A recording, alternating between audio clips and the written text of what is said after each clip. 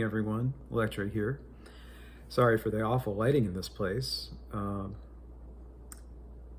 It's not my preferred lighting at all. Yeah, and I just hate this cool lighting like this. So yeah, I'm in Chicagoland, and I did not bring my tripod again. So sorry if it's a little shaky. And yeah, so Jimmy Kimmel, of course, is the news of the day, and like a lot of things lately, it's not so much that people like loved Jimmy Kimmel. At least I didn't. I mean, I didn't mind him, but I didn't love him either. You know, like I haven't sat down and watched his show on an actual television in years, if ever.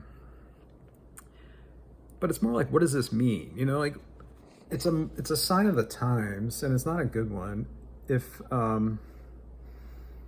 yeah, and it's like like I said in my short, it's not if late night talk shows were going to go out of we're going to just end in the 2020s. I thought it would be because of lack of ratings and viewers, not because of a fascist takeover and a dictator of a president not liking a few jokes that he cracked, which, by the way, is an American tradition. Like any late night talk show back to like the 50s, the Tonight Show, the original Tonight Show from the 50s, like that was just a fact of life. And it was kind of like a release valve for people, like to just be able to turn on the TV, and before they go to bed, you know, they would just like watch Letterman, or before that, like Johnny Carson, and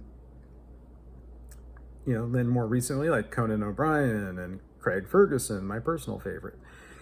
And it was just like, it was one of the few things left in society that really kind of tied us all together. Like, I remember like in the 90s, people would ask each other, like, and this is when I was in high school, and like, I remember like, I had friends that would watch Letterman every night, and we would talk about it the next day. It was a way to communicate and bond with people that wasn't political, except for like, you know, the jokes about President Clinton at the time, or who else was big back then, like Zsa Zsa Gabor, and I think George Pataki was the governor of New York in the 90s, so he was like joked about a lot by Letterman especially.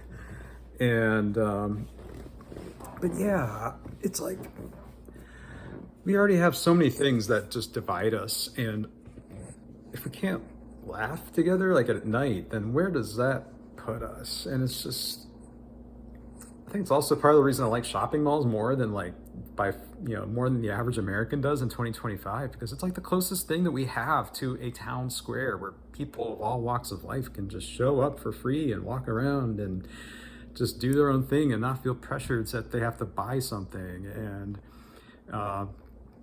yeah, it's just, yeah. So, and I think what's happening here too is that, sorry,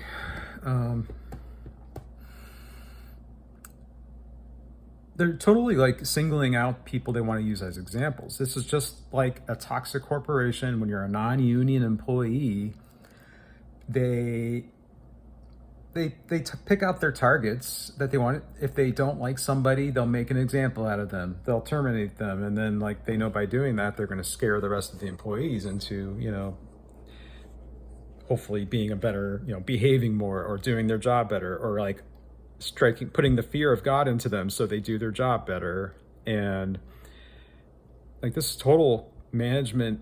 This is not even just management theory. I mean, this is practice. Like, this happens as, believe me, like when I say management is, I mean, it's everything you think happens behind closed doors happens, from what I've seen. And it's like they're totally taking advantage of the fact that we are just totally atomized as people. We are not, what do I even want to say? It's like they're declaring war on the country, but it's on an individual by individual basis. So there's no real like,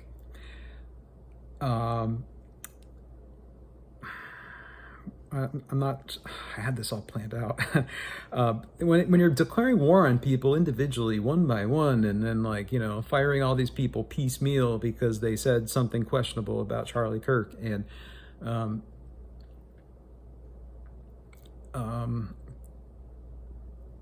you know, like when you declare war on an individual, no one cares.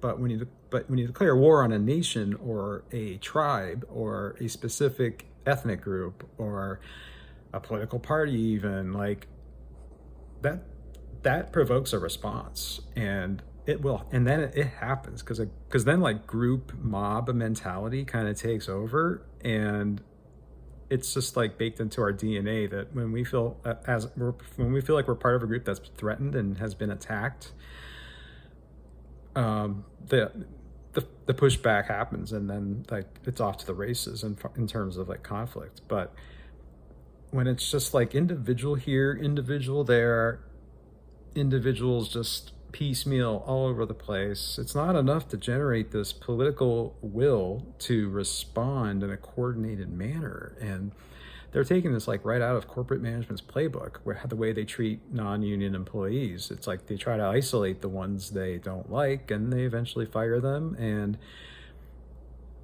And so that's what they're doing here. Like Trump is basically just like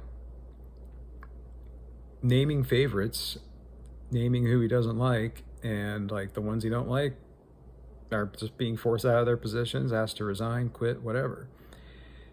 And these corporations are more than happy to play that role because, well, that's the role they have always played and will always play.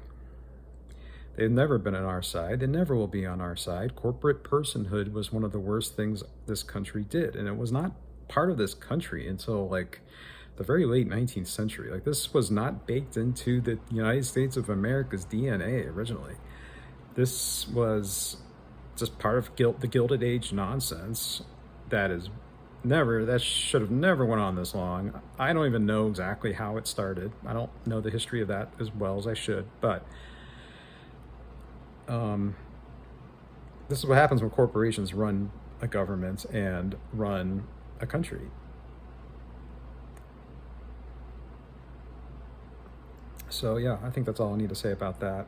This won't be as long as usual because I'm not holding this very well, I'm sure, and I'm pretty sure I'm gonna get like 0 views on this anyway. So please feel free to surprise me, algorithm, if you hear me.